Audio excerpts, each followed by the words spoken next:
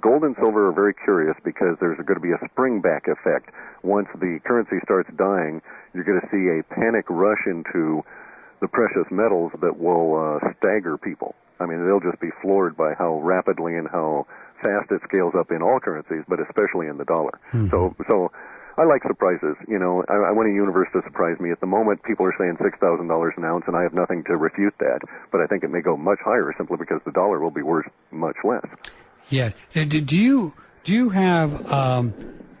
I lost my question. It just lost into the atmosphere. It just disintegrated right before the. Well, no, I don't have that question. You don't have that. Come on, what kind of guy are you, man? Yeah, I can't forecast 2 seconds into the future. Yeah. You don't have that question. Okay, here's an email. I'll just failing my brain. I'll just go to an email. Here's Val in Pennsylvania.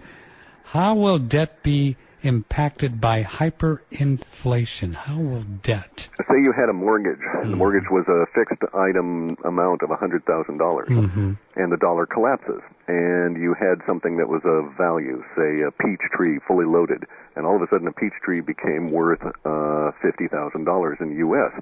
You could sell your peach tree and pay off half your mortgage with a peach tree. Thus, the dollars that you have as a debtor will be cheaper for you if you can obtain them to pay off your fixed debt. Does that make sense? Yeah. So that's the old idea that we hear a lot the last couple of months. Well, the United States is raping the dollar because then they'll be able to pay off their debts with cheaper dollars. Correct, but it's going to get to the point where no one will accept it. Our language actually goes to and we've had this term since 2002 or 2003, showing up as rejected by all. So it may mean that in order for us to buy something, we literally have to trade coal for Canadian dollars or something and use those. Unless we think that couldn't happen, we have experts on this show who have told us, Andrew Goss being one as well, that this early Arab oil embargo that we all experienced, those of us who are old enough, and the gas lines and all that, was totally about one thing, and that was gold and the dollar and oil, and they didn't want that stinking dollar anymore. Right, and Nixon had severed the link for foreigners to gold, Right. And now we're going to sever the link to confidence between us and the dollar, and at that point it goes bluey, and who wants the thing? Bluey, yeah. So what about the Internet? Now, there are people that says, well, this thing could just blow up, but I would say, just not linguistics aside, just kind of guys talking here, Clif, I mean, to smash the Internet, I mean, there wouldn't be any commerce. It would be a disaster. Correct, but it shouldn't occur that way. Our linguistics and the nature of the Internet itself suggests that to a certain extent it's self-healing. As you know, the Internet is not an organization. It's merely a rather loose collection of servers placed around with some organizing structure. Right. So as companies go out of business, their servers will come up cheap, and people like myself who might have a few dollars would go and say, I only buy used equipment for my little server garden, and so I might go buy their servers, and therefore I would put the server back on the Internet, only it would be for my purpose. So the nature of the net will change, but it does seem resilient enough, and it was designed that way, actually, to withstand nuclear attacks on this country. And we don't have any for sure language that the Internet per se goes away, but the commercial aspect of it is going to be greatly impacted over the next year, again, with the issues with the dollar.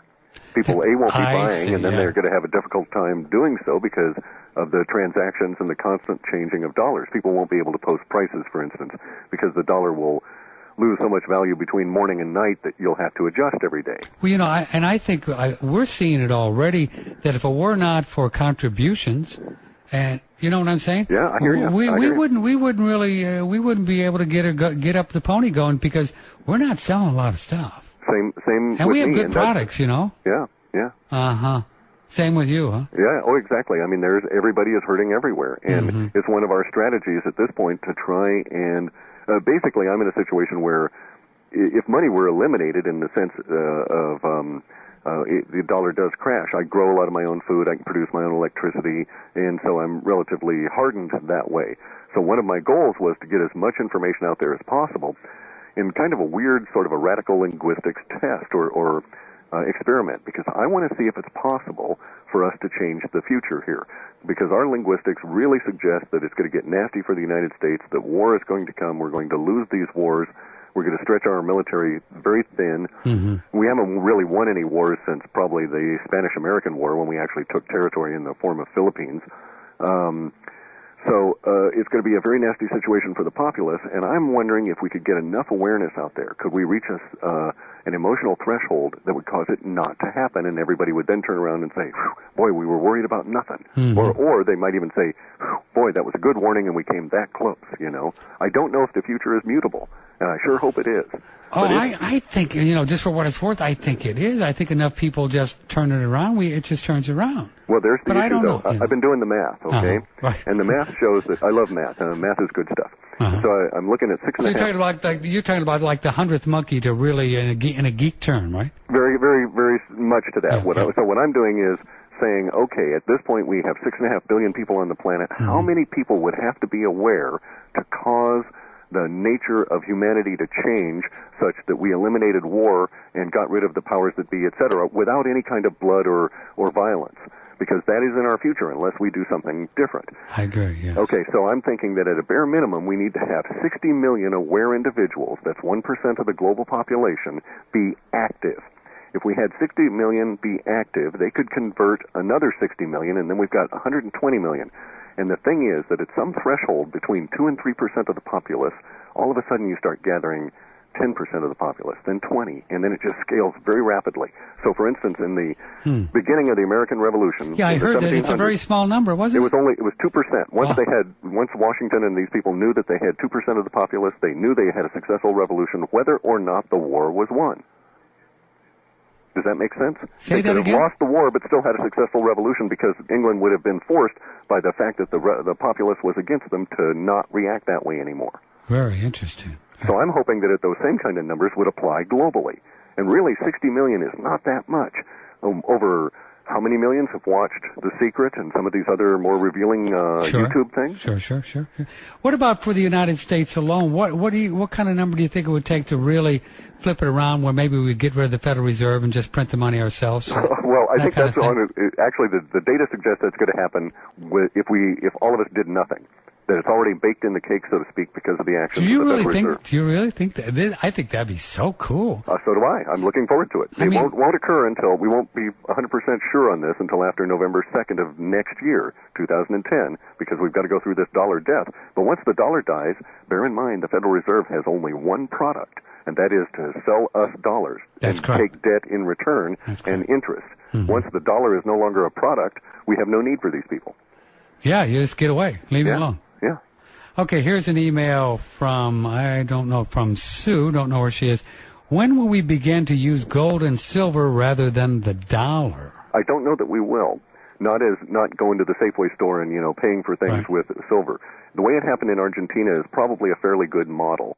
And so anybody who really wants to know how a modern currency and a modern country can be flushed down quickly and what occurs should really study the economic crisis of Argentina from the year 2000 through to about 2004. Yes. And you'll note that there were people that had that created their own scripts and would take your gold and give you 50 or 60 or whatever of Jose bucks. And you could use Jose bucks in Jose's market, where other vendors also accepted Jose's bucks for their produce or whatever, and then everybody reconciled at the end of the day. And it was a reasonably successful system. 100% black market, 100% gray market, without government control. A lot of, having to pay for security and the associated crime and so on, but they muddled through. But no one ever actually really went to a grocery store and handed over silver coins. It didn't quite work that way. And ladies and gentlemen, if you'd like to look at an amazing documentary, you can get it on Netflix or maybe somewhere else called Commanding Heights. It was a PBS thing, and it's 6 hours long, and it's all about, from, say, 1850 or so onward, worldwide, tracing the different countries, and they jump back and forth, and this whole juxtaposition between Friedrich von Hayek and John Maynard Keynes and market economy as opposed to the government economy and how the countries changed each time and what really happened. It's really, really fun to watch, and it's called Commanding Heights. I got it on Netflix, but I'm sure they have it some other places. Here's the second part to Sue's question for Clif High.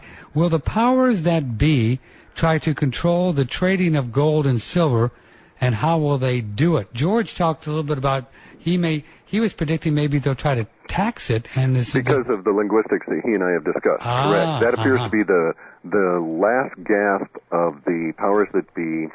Shows up starting around March or April of next year, and it involves language that would suggest that they place a, if you will, a VAT or a value added or a use tax on any transaction in which gold or silver is traded. And basically what they're going to try and do is to force the dishoarding of gold and silver. And it won't be successful, but there will be a nasty couple of months. Doesn't sound good. No, and it does not. And basically what they're going to do is they're going to say that a guy at a bank takes your gold. They're going to say, well, the bank doesn't have the right to own the gold. We do, and we're going to give them X number of dollars for that gold and take X number of dollars that they made off of us in the form of a tax. Yeah, and I had a friend asking me about where she may possibly want to store her gold coins, and she suggested, well, maybe a safety deposit box. Maybe after a while, that wouldn't be a good idea, perhaps? I wouldn't do it myself now if I had any. No, I mean, to be quite honest, and I'll give you just the perfect hiding spot. If you got a septic tank, put your gold and silver in it. That's safe. No one's going to be looking for it there. But I certainly wouldn't keep it in a safety deposit box because of what I know about the banking structure. If you, like somebody out there could have a little tax, somebody at the door, right? Oh, you're showing there. Yeah, well, remember last the powers that be went through the safety deposit boxes on the weekends. Mm-hmm. Yeah. Some people I've seen where you put anything too. That's pretty cool. And there's all the little hidey holes. So you just have to be a little creative. I wouldn't put them in my freezer or stick them under the bed, that kind of thing. Uh-huh. Well, before we get out of here, let's just talk a little bit about the weather. We haven't done that. And, I mean, let's see, this year, this fall, are we in for some flaky stuff at all, do you think? From now on, we will not return to anything like normal. That's all we need. With all of this geopolitics and financial and then the flu, that's all we need is some weird weather, Clif. Right, but it also is going to factor into the flu. The flu is going to be so nasty because we've had low sunspots, which has allowed more radiation in, which has caused more flu mutations and will cause more problems. But the oscillation is very worrisome. As the caller had referenced, we've got strange weather up here where it was winter storms just a couple of weeks ago in spring, and then all of a sudden we're into this record-breaking, 21 degrees over our previous record kind of heat, and it's extremely dry and there's no rain.